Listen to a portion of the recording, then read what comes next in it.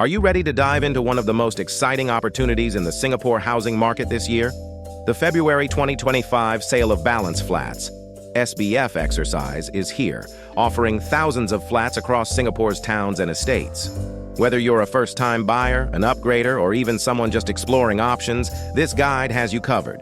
We'll answer the questions you've always had about the SBF process and share tips that could make your application stand out. Plus, if you stick around until the end, you'll learn a bonus strategy that could save you significant time and money. What is the SBF exercise? The Sale of Balance Flats SBF exercise is a highly anticipated event in Singapore's property market. It's a chance to apply for flats that weren't selected during previous build-to-order BTO launches or flats that have been repurchased by HDB. What makes the SBF exercise so popular? First, it offers a wide range of flat types and locations, including both mature and non-mature estates. Second, and perhaps most importantly, the waiting time for some flats is significantly shorter because many of these flats are either already completed or near completion. This year, the February 2025 SBF exercise features over 5,500 flats, making it one of the largest ever. Approximately 40% of these flats are already completed, meaning you could move in much sooner compared to waiting years for a BTO flat.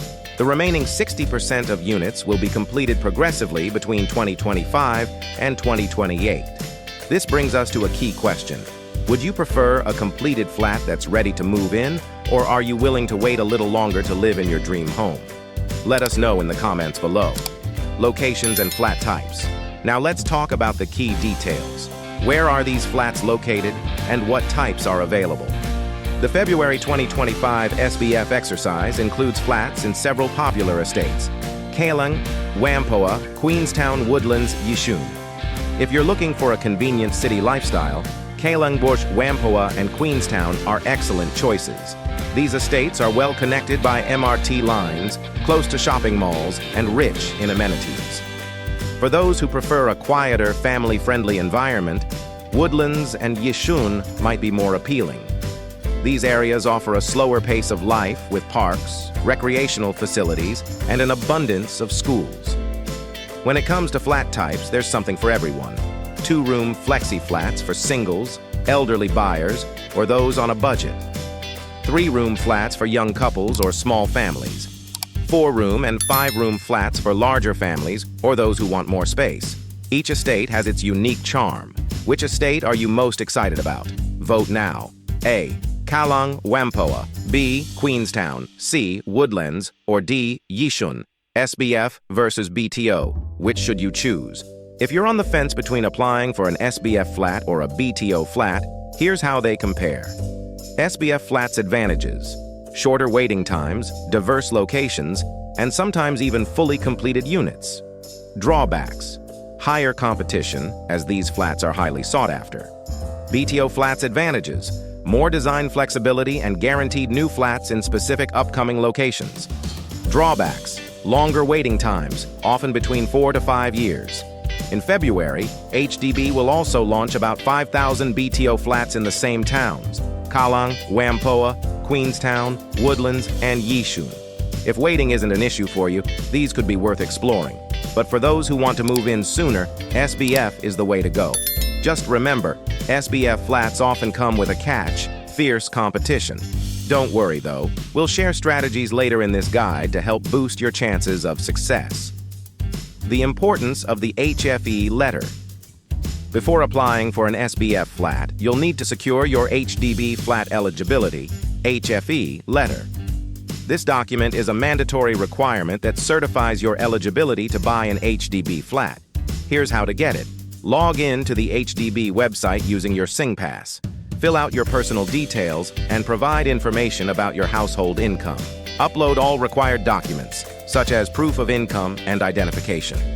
Make sure you complete this process by December 15, 2024, to ensure there's enough time for processing before the application period begins. Without the HFE letter, you won't be able to apply for a flat. Do you already have your HFE letter? Type yes or no in the chat, and we'll help guide you through the process if you need assistance. How to maximize your chances.